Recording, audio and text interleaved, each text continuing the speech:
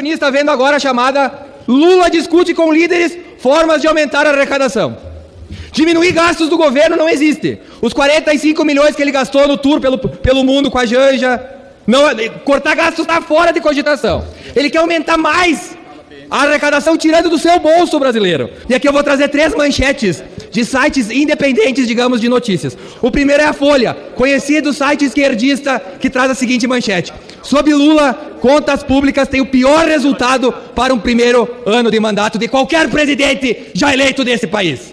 Depois nós temos o Infomoney, que diz: confiança da indústria cai em outubro ao nível mais baixo desde agosto de 2020. Ou seja, até a pandemia parece ser menos nociva ao trabalhador brasileiro do que Haddad e o seu chefe perdulário Lula. E por fim, essa notícia é importante: Money Times. A arrecadação federal tem queda de 4,2% em junho e fica abaixo do esperado. Ou seja, nós temos mais uma certeza: que a economia do Brasil já está no buraco e se afunda cada vez mais.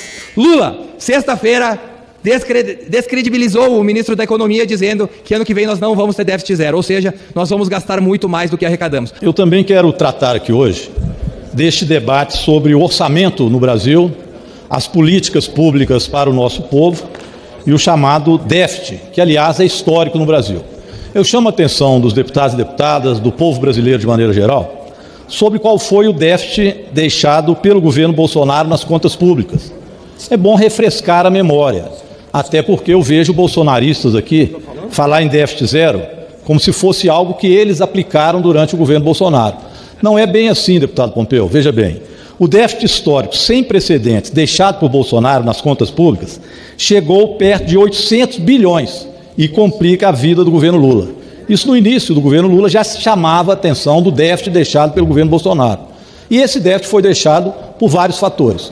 Um deles é que eles tinham cheque em branco durante o processo de pandemia e gastaram mal. Gastaram com cloroquina, gastaram com uma série de questões que não era para ser aplicado na defesa do povo brasileiro naquela época. Mas tinham cheque branco dado, inclusive, pela Câmara de Deputados naquele momento. Também os precatórios, foi aqui também aprovado, e ele deixou esses precatórios sem pagamento e retirou do déficit, vamos lembrar isso. Então, em momento algum, o governo Bolsonaro se preocupou com o déficit zero. Tanto é que ele foi sepultado, era algo que não existia. Era o tal teto de gastos que foi formulado na época do governo Temer e que era um verdadeiro absurdo, que aqui foi substituído pela PEC, que nós aprovamos para que este ano tivéssemos um bom orçamento e, ao mesmo tempo, o arcabouço fiscal aprovado posteriormente para substituir o teto de gastos. Então, o pessoal do Bolsonaro, ao invés de ficar apenas gritando, tem uns que gritam tanto, tem um que vem do Rio Grande do Sul que ele berra. Como se diz o ditado lá no Rio Grande do Sul: se berro salvasse porco, ele não morria sangrando. Não é verdade, bom gasto? Então não adianta ficar gritando desse jeito. Grita como se fosse o grito fazer a verdade. Mas a verdade está aqui.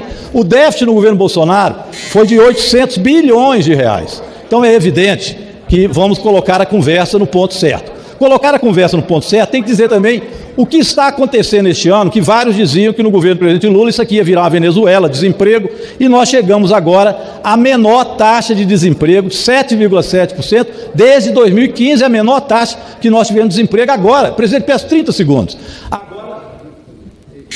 No governo do presidente Lula, 7,7% chegou a taxa de desemprego, que é a menor, repito, desde 2015. Então é evidente que nós vamos tratar o ano que vem, dentro da Lei de Diretriz Orçamentária, aprovando os projetos, essa é a função da Câmara e do Senado, que estão aqui do ponto de vista fiscal, para cobrar mais dos ricos e aumentar para que a gente possa ter o menor déficit possível e manter as políticas sociais. Obrigado, presidente. Senhor presidente, eu fico impressionado com um deputado que sobe à tribuna, me antecede e abre a boca com um monte de mentiras. Deputado, eu acho que o senhor se esqueceu que...